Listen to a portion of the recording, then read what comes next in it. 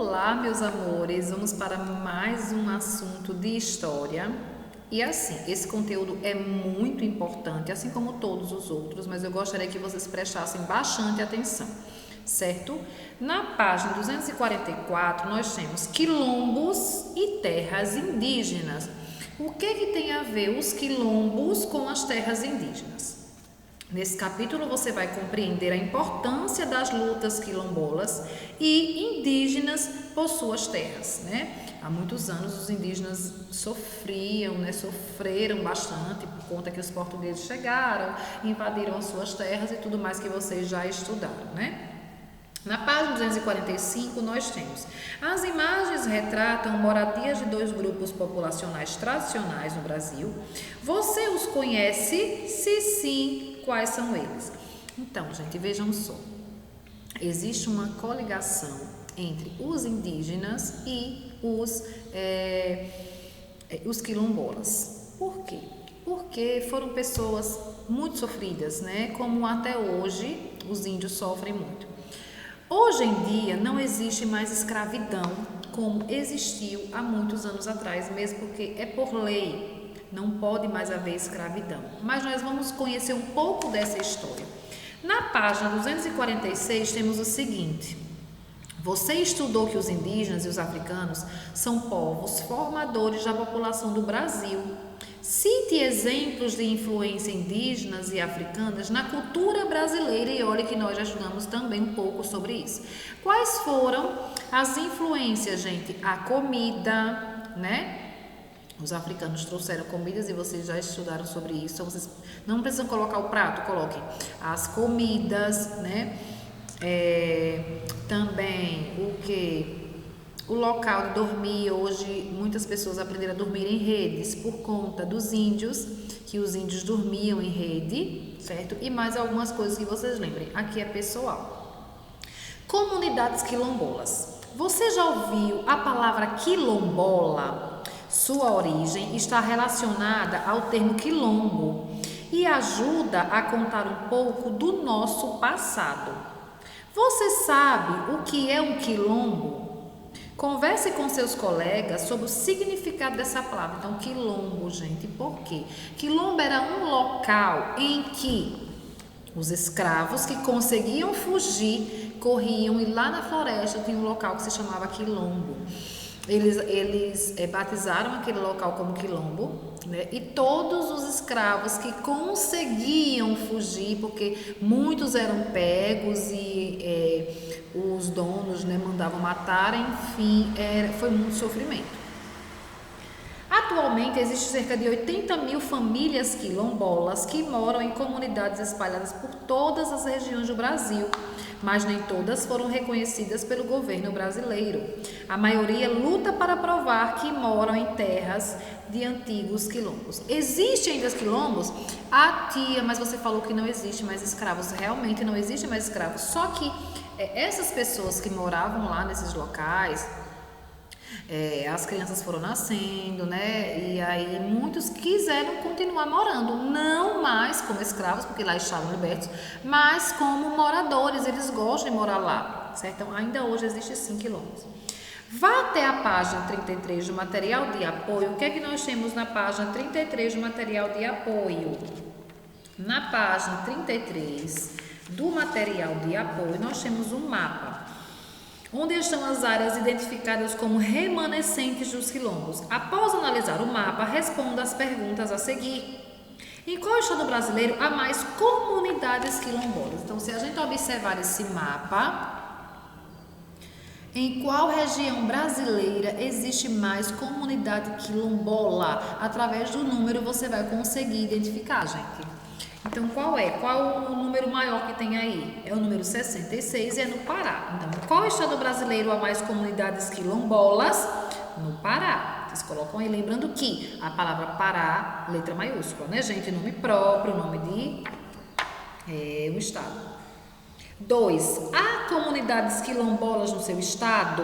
Quantas? Aí vocês vão ter que pesquisar. Tá certo? Vocês fazem uma pesquisa se aqui no nosso estado de Sergipe existe alguma comunidade quilombola e aí vocês enviam para mim, para que eu possa corrigir. Origem das comunidades quilombolas. Deu para entender, né, gente? Origem das comunidades quilombolas, na página 247.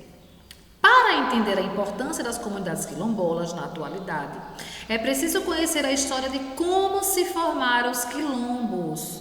Você estudou em unidades anteriores que muitos povos africanos foram escravizados e trazidos ao Brasil para trabalharem principalmente nas fazendas de cana-de-açúcar. Lembram? Que os africanos viviam sofrendo na África e eles foram trazidos para trabalhar aqui em troca da sua mão de obra. Eles seriam escravos, então eles viveriam apenas para o trabalho e o seu dinheiro seria apenas a alimentação, né? Que infelizmente em muitos casos não ocorreu porque eles sofreram bastante, enfim, o que vocês já sabem. Mas os africanos escravizados não aceitaram passivamente a escravidão. Isso significa que não é porque eles eram escravos que eles aceitaram, não. Muitos tentavam fugir, eles vieram trabalhar achando que iriam receber dinheiro, mas queriam construir as suas casas, ou seja, iriam trabalhar e no final da tarde iriam para casa, né? Descansar, porém não foi isso que aconteceu. Mas eles não aceitaram isso passivamente, ou seja, com calma. Não, eles eram escravos apenas porque eles eram forçados a serem escravos, ou senão eles morriam, certo? Ao contrário, sozinhos ou em grupos, eles desenvolveram diversas maneiras de resistir à condição de escravizados. Entre as muitas formas de resistência estavam as fugas, né? Eles tentavam fugir, a capoeira e a fundação de quilombos. A capoeira, prática cultural do povo banto, também era uma forma de defesa. Hoje em dia a capoeira é uma dança, mas naquela época era uma forma de defesa deles para que eles pudessem fugir.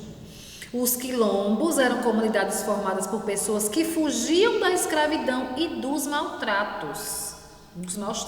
Geralmente estavam localizadas em áreas de difícil acesso. Eles buscavam, gente, montanhas altas, buscavam construir os seus quilombos depois de um rio, porque eram lugares que os donos, né, e os guardas tivessem dificuldade e acabassem desistindo de ir atrás deles. Geralmente estavam localizadas em áreas de difícil acesso, pois eram considerados uma ameaça aos donos de escravizados. Nos quilombos reuniam-se também indígenas e mestiços, ainda que em menor número. Os quilombos foram formados em diferentes partes do Brasil.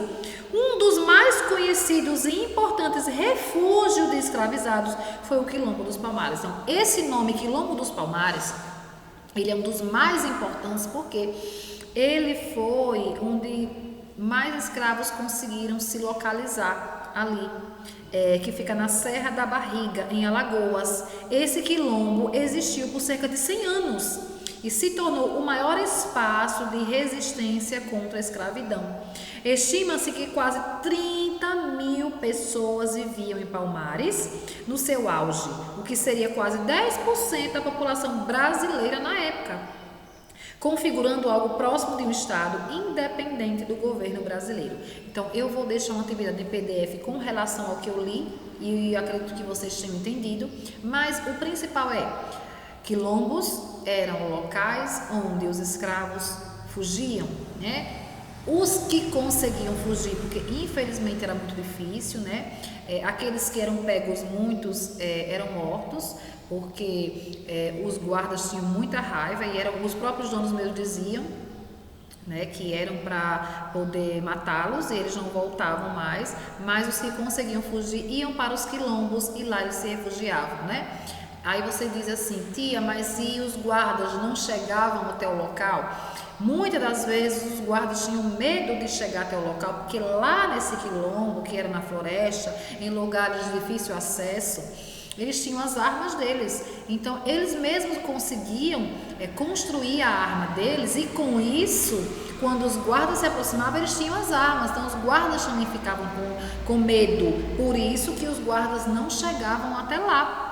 Muitos guardas não conseguiam chegar. E os que tentavam chegar, os escravos, né, tentavam pegá-los. E aí também acabava aquela guerra, né? E era aquela guerra entre quilombo e guarda. E muitos guardas morriam. Então eles tinham medo de chegar até o quilombo. Eles tentavam pegá-los até um determinado caminho, até um determinado local. Quando eles viam que eles estavam se aproximando do local que eles moravam, que os escravos moravam, então aí os guardas voltavam. Porque eles sabiam que ali os escravos já tinham suas próprias armas. certo? No decorrer das aulas de história eu vou passando mais conteúdo sobre esse assunto que é muito importante, né? Que ainda hoje não existem escravos, existem quilombos. Existem também netos de escravos, né, gente? Foi algo muito importante, tá certo? Vou deixar uma atividade em PDF para vocês, ó. Respondam com capricho, com a letra bonita, tá bom?